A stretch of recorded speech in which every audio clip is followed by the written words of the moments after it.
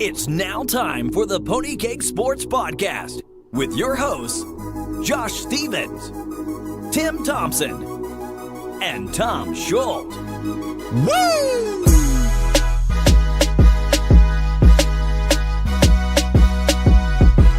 Hey there, everybody. We are back with another episode, and as always, I'm joined here with Tim and Tom. Today, we are talking about those guys that you should be sitting in your fantasy football lineups, or as we also say, temper those expectations. Now, we made some good calls, and some of us made some bad calls. I made a great one with Julio Jones, and I think I made a really bad one with Mahomes. So, shame on me. Yeah. Someone should kick me in the dick. So, hopefully you did not Challenge listen to accepted. me. Hopefully you did not listen to me about the Mahomes pick, but the Julio Jones pick I was on with. Guys, how we doing? Fantastic, Joshua. Good to see you. Always. I'm great. It's my favorite time of the week where we just get to shit on players. Say, hey, don't start that guy. He's going to suck. Very, very true. Very true. Let's go ahead and start it off. Quarterback position. Who you guys got? My first one's going to be Russell Wilson versus the Dallas Cowboys. Right now, 6,000 on DraftKings. And he's been kind of a disappointment right now. That offensive line has not been able to protect him. He's missing Doug Baldwin, his most confident player that he's able to throw the football to. There's no Jimmy Graham there anymore. That run game is not going. He's getting hit pretty much more than any other quarterback in the NFL right now, and Dallas can get after the quarterback. They've done a good job at limiting team scoring. 16 points against Carolina Panthers, then 13 against the New York Giants. So I think Seattle's going to have a rough day, and I think they're going to limit Russell Wilson. They're going to keep him in check, and I think he's going to be a big-time disappointment right now. Tom, I agree with you. But I'm the type of guy who, when I'm playing roulette, I walk by a roulette table, I see that it's been red. It's been red again. My initial thought is, hey, I'm going to bet black. And that's what I'm doing here this week. Ryan Fitzpatrick has been amazing, but he is known to fall off the wagon. And this week, against the tough Pittsburgh team, a team that has struggled, they tied the Browns. They shit the bed last week. This is the time where the Pittsburgh Steelers say, no mas. Patrick Mahomes has far more of an elaborate offense than the Buccaneers. Buccaneers have weapons. Not saying that they don't. But I don't think Fitzpatrick can continue this on. And I feel like the Steelers find a way to shut him down just a little bit. Maybe not a completely not start, but definitely temper expectations. Not going to be like the first 2 weeks. And Fitzpatrick's going to throw 2, maybe 3 interceptions. I hate your pick. But I also had Russell Wilson, Tom. But my other quarterback that I had was one Phillip Rivers playing the LA Rams. The LA Rams right now for the season have 4 interceptions, 3 from Derek Carr, 1 from the terrible Sam Bradford. Held Sam Bradford to 90 passing yards. I don't care that he's Sam Bradford. I don't care that he's awful as a quarterback. Probably the second or third worst quarterback in the league behind Mitchell Trubisky and Josh Allen. But you know what? Dick move.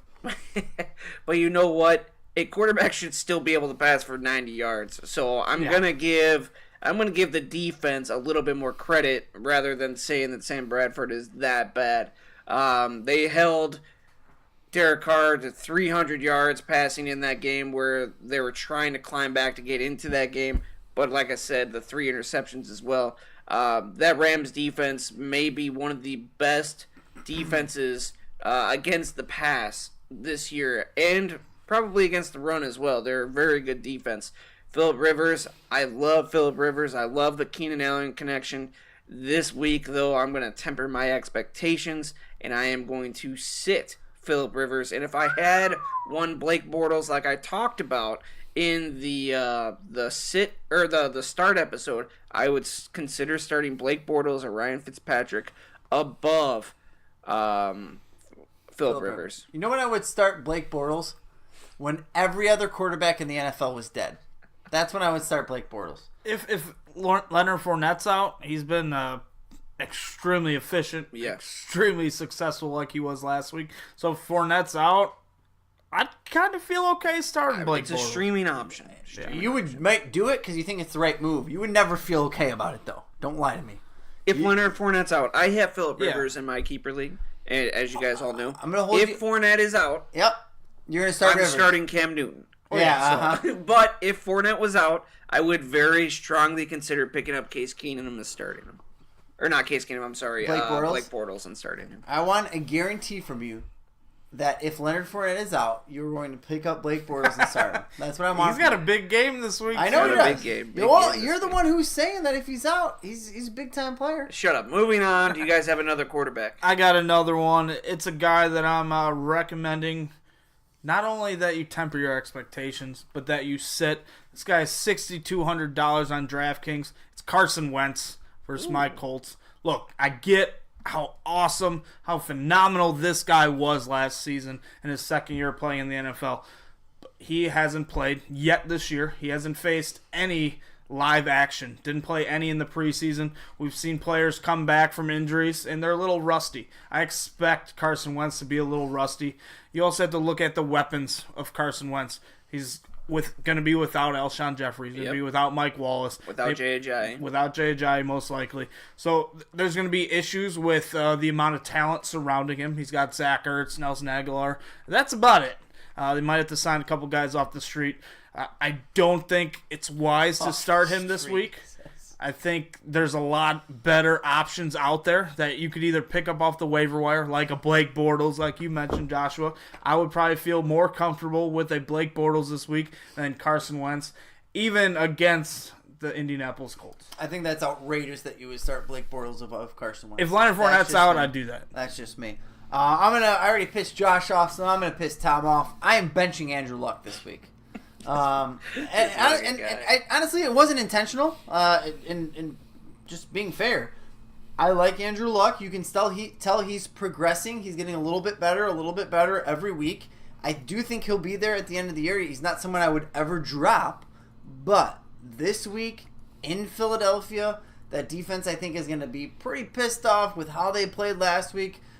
You're talking about a team that was prided themselves on their defense for last year. And this year so far, they played okay against Atlanta, but Julio Jones had himself a day. And last week in Tampa Bay, not good. So I look for them to come out against a team like the Colts who don't really have much of a running game at all, similar to the Buccaneers. They need to shut down Eugene Hilton. That's their game plan. Shut down Eugene and make Andrew Luck beat you elsewhere. And it's gonna be difficult, but it is what it is. I look for the Philadelphia Eagles to at least keep them in check. I'm not going to be starting Andrew Luck this week. Fair enough. Whatever. You have another one or no? No, I had Russell Wilson as my other one against the Cowboys. I think that Russell Wilson just does not have enough offensive firepower on that team and surrounding him. You look at Chris Carson. Chris Carson was benched in the second half because he was quote-unquote gassed from playing special He's teams. benched in the second half because Pete Carroll's an idiot. That's poor management. That's poor Yep. coaching. And Rashad Penny did not look that much better. And we've talked about it, Mike Davis should not be getting touches. You know how growing up you'd have that 90-year-old, 95-year-old grandparent or great uncle who you'd be sitting there doing stuff and they just mention something terribly just dumb and stupid and you'd be like, that's really old school. You should probably just not say that ever again. That's Pete Carroll. Pete Carroll is just not smart. He's not with the times. He's not evolving his team to what they need to be. An old senile asshole. Exactly. That's what he is. Moving on, running back position. Go ahead. My first one's going to be David Johnson against the Chicago Bears. Not saying to sit him because I'm probably going to start him, but people that are treating him Temper those expectations. yeah, For sure. people that are still viewing him as a top 5 back right now, that is just not the case. I'm completely disappointed in David Johnson. I'm in a couple leagues, couple big money leagues, some best ball leagues. I was expecting a lot out of him. I did not imagine this Arizona Cardinals team being this bad, but they are horrendous. That offensive game plan is terrible. Steve Wilkes came out this week and said they plan on using him in the receiving game more often. holy crap, like you're just realizing this now, that you should be using him as a receiver more. He was a wide receiver in college. 2 years ago, he was the best receiving running back in the NFL. Kind of got banged up last year. David Johnson's a freaking monster. But right now, DraftKings 7,200, I just do not trust that. I do not trust that he can triple that or get over 21 points, because that's pretty much what you want to do in cash games. Triple their salary, 7.2K. You want like 21, 22 points. I just do not see that, especially against Chicago Bears, unless he gets that Saquon Barkley treatment where they just give him 15 catches, or that Christian McCaffrey treatment. But they have not shown the ability to do that. Do not be playing David Johnson in any form of daily fantasy. If you have to start him in redrafts, I completely get it, but don't expect much. I am tempering expectations on one Delvin Cook. That was my second guy. Yeah, it looks so sexy against Buffalo. It's almost like, just enticing you, tempting you. Pick me. He's a lot of money. He had the injury concern last week. This is a game where the Vikings should be out front very early. I would not be surprised whatsoever to watch the Vikings, run Cook a little, but pull him back. You saw Melvin Gordon go out there last week and score 3 touchdowns against this team. Cook gets 1 and they get a 2-score lead. Don't be surprised to have him get pulled and you see Latavius Murray get 20-plus carries. I mean, that's realistically what you're seeing here. The Bills are extremely, extremely bad. The Vikings are at home. Same thing with a Kirk Cousins. Temper those expectations. Everything's Vikings. They should get out to a big lead, but it might be extremely early, like you saw with Rivers and Gordon had their 3 touchdowns within a quarter and a half, and then that game just shut out completely. So don't be surprised if you see a Delvin Cook, go a little bit quieter than you'd expect here. One of my guys that you should be benching is going to be Mr. Jamal Williams from the Packers. He was one that I even brought up last week. He's another one I'm going to bring up this week. His yards per carry average of 3.4 is best for the 35th best running back on the year. Not good at all. You also have to factor in the fact that Aaron Jones, Aaron Jones, is coming back from suspension, his 2-week hiatus. And I think Aaron Jones is going to get a lot of work in between the tackles.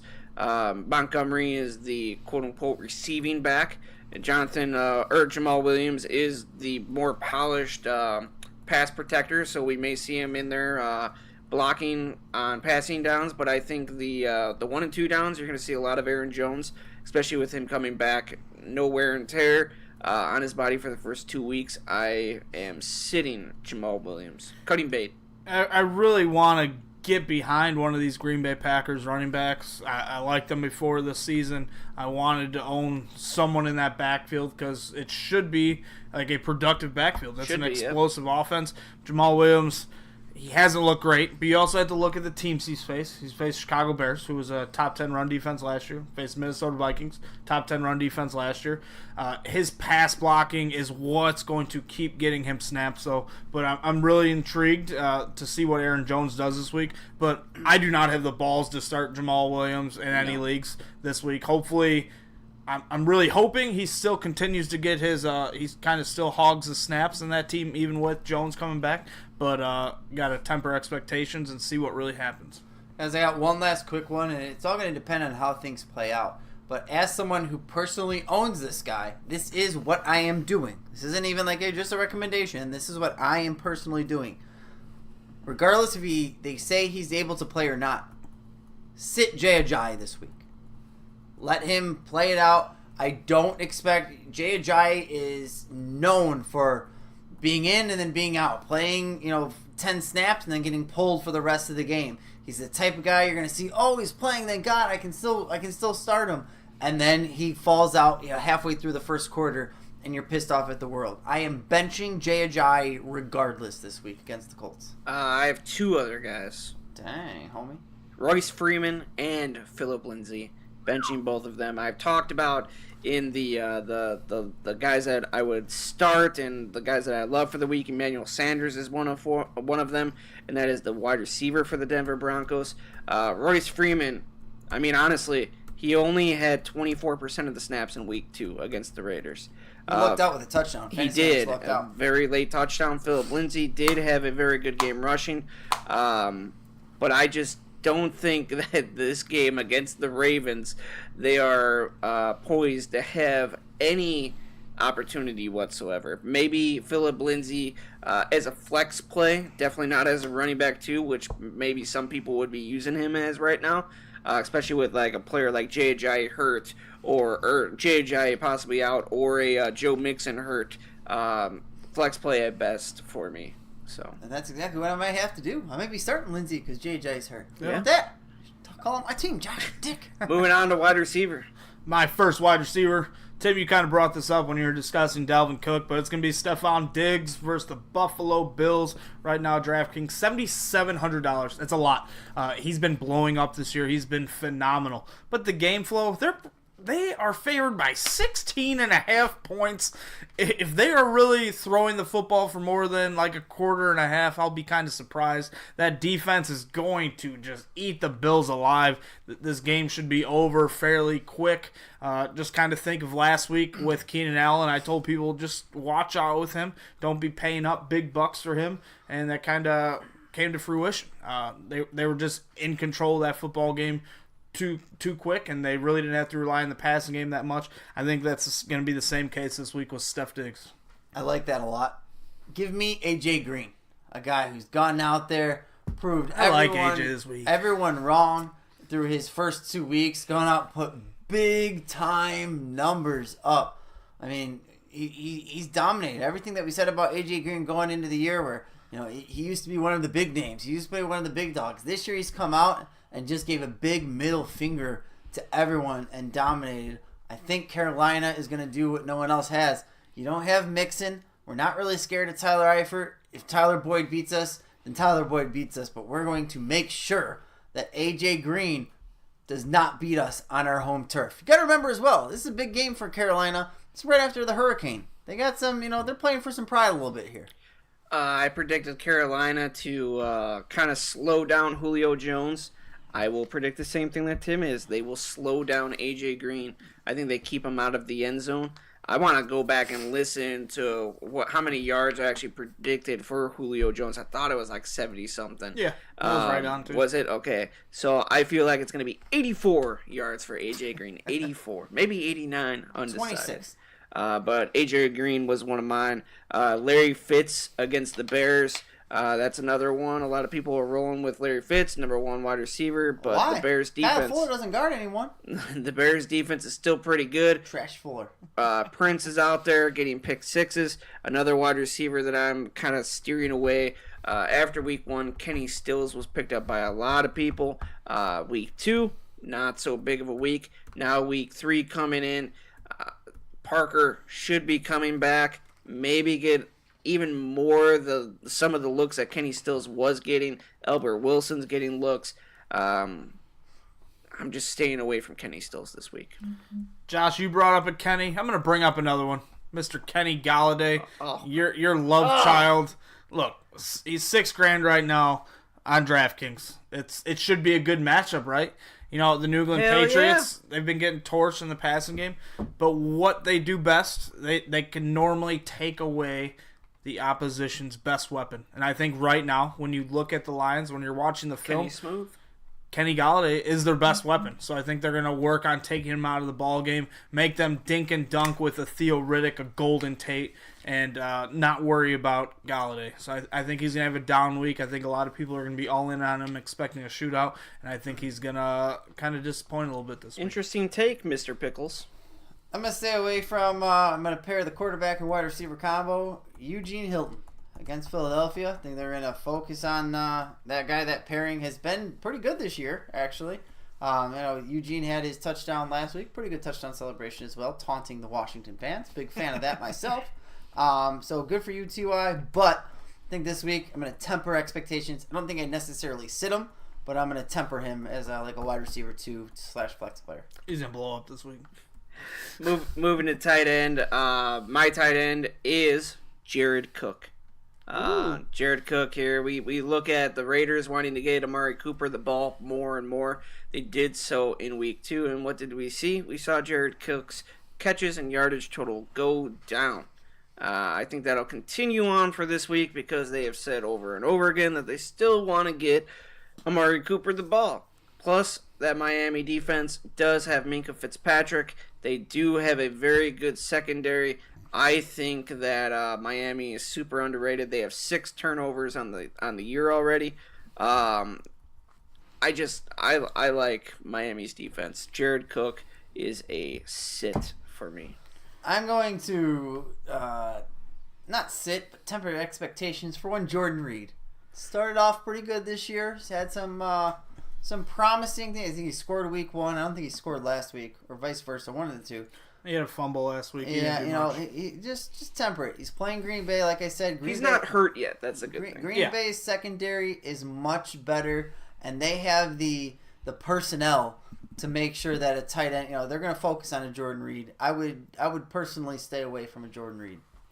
Right now, everyone's like, oh, Will Disley, he's my boy. He's been putting up good numbers. I'm starting him. Do not start him this week. He might be their number 1 tight end, but you have to look at this matchup as well. Dallas has been pretty good at stopping tight ends. Jalen Smith is back. Last week, he was running around covering OBJ out there, going step for step with him, covering Evan Ingram. Evan Ingram had a big touchdown at the end of the game, but it was blown coverage, and it was not Jalen Smith's fault. Will Disley is not going to do much in this football game. Was drafted to be a blocker. He's kind of been lucky, and I do not expect him to put up top 10 numbers like he has been. Do not expect him to be that dominant of a tight end this year. Quit wasting your fab on him. Don't be picking him up in leagues. He's garbage. Yeah, and that touchdown cost me High Point in one of my leagues, which cost me money, so F you. I will say, guys, in terms of rookies out there, in terms of start-sit, I know it's kind of a little bit away from our drop completely, but Mark Andrews and Jake Butt both had touchdowns this past week. Stay away from Jake Butt. He's not a pass-catching tight end so much. And Mark Andrews, if he's a sleeper, okay, but just be careful there. Interesting. He's like your boyfriend, too. I love Mark Andrews. When I think of him, I think of you. I think of that, too. Anything else, guys? The only thing I really hate about this episode is Tim's take on T.Y. I think he's going to blow up. I don't like Andy, or I just don't like I just think it's going to be a Want to bet a hand over it? You guys keep taking my joke. Then bet your hand. I bet it once, and the guy turned it down. I make hand bets that I know I'm going to win.